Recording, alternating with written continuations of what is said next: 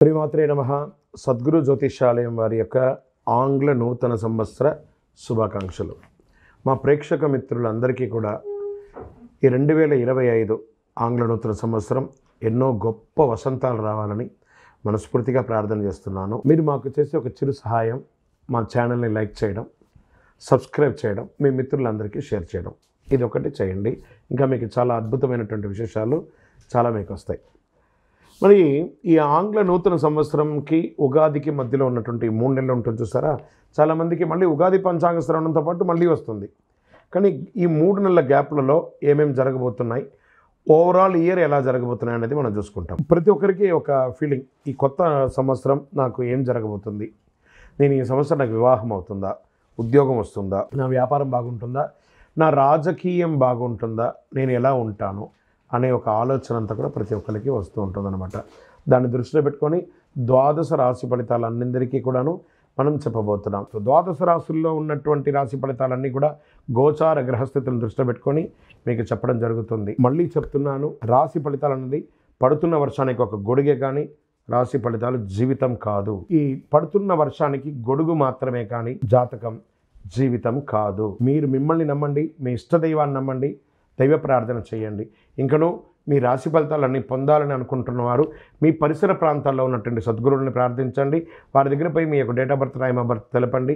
లేదా మా ద్వారా తెలుసుకోవాలనుకుంటున్నారా, ఈ కింద ఉన్న నెంబర్కి వాట్సప్ చేయండి. ఈ అయ్యప్ప సీజన్ ఉండడం వల్ల జనవరి వరకు చాలా బిజీగా ఉంటాం కాబట్టి జనవరి తర్వాతనే వ్యక్తిగత జాతకాలు చెప్పడం జరుగుతుంది.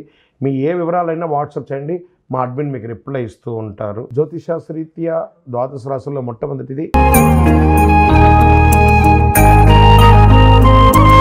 ధనుసు రాశి. మిత్రులారా, 2025 ఆంగ్ల నూతన సంవత్సర శుభాకాంక్షలు. ఈ సంవత్సరం మీకు శుభ ఫలితాలు ఎలా ఉన్నాయంటే, బృహస్పతి మే నుండి 7వ స్థానంలోకి సంచరిస్తున్నారు, శని 4వ స్థానంలో సంచరిస్తున్నారు, రాహు మే నుండి 3వ స్థానంలో, కేతు మే నుండి 9వ స్థానంలో సంచరిస్తున్నారు.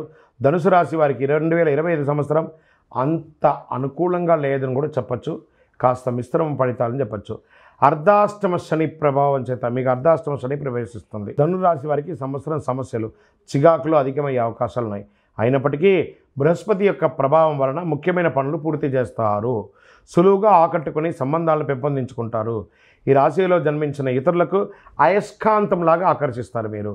శుక్రుడి సంచారం కొన్ని రాశుల వారికి కలిసి రానుంది. త్వరలో అదృష్టకాలం, సంతోషం, విజయాలు, ధనయోగం ఉంది. నిరుద్యోగులకి ఉద్యోగ ప్రయత్నంలో ఆటంకాలు ఎదురయ్యే అవకాశాలు ఉన్నా, ఉద్యోగంలో ఉన్నవారికి కాస్త పై అధికారుల నుంచి ఇబ్బందులు వచ్చే అవకాశాలున్న స్ట్రెస్ని అధిగమిస్తారు.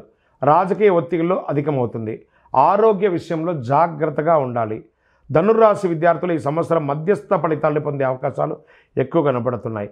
ధనుర్రాశి స్త్రీ కుటుంబంలో వాదనలు మరియు ఘర్షణ వాతావరణం ఎక్కువ అయ్యే అవకాశాలున్నాయి, జాగ్రత్త పడండి.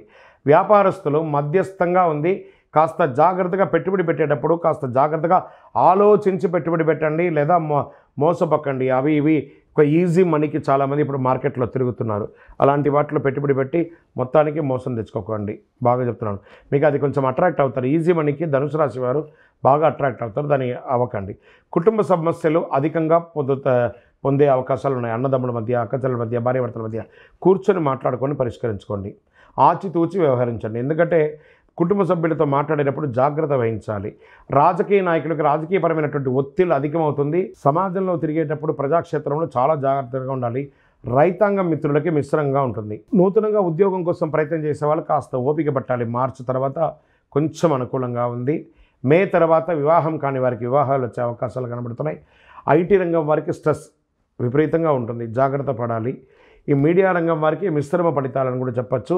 సర్వీస్ సెక్టార్లో ఉన్న వాళ్ళకి దినగండంగా కూడా ఒక్కొక్కసారి ఇబ్బంది పడే అవకాశాలు ఉంటుంది. మీకు ఒక పరిహారంగా దీన్ని చెప్పడం జరుగుతున్నాం. ఒక చిన్న పరిహారం చేయండి, శుభ ఫలితాలు పొందుతారు. శని భగవానునికి, ఎందుకంటే అష్టమ శని ఎంటర్ అయింది కాబట్టి అర్ధాష్టమ శని, శని భగవానునికి తైలాభిషేకం చేయండి. నవగ్రహాలకి 19 ప్రదక్షిణలు ప్రతి శనివారం చేయండి. కాకికి బెల్లం ముక్క పెట్టండి. నువ్వులు దానం ఇవ్వండి. ఎవరైనా పేదవాళ్ళకి చెప్పులు దానం వేయండి. దక్షిణామూర్తి స్తోత్రం పారాయణం చేయండి. అతి శక్తివంతమైనటువంటి కరుంగాళి మాలను ధరించండి. సకల దోషాలు తొలగి ఆనందంగా, ఆరోగ్యంగా, ఐశ్వర్యంగా ఉంటారు. విజయోస్తు.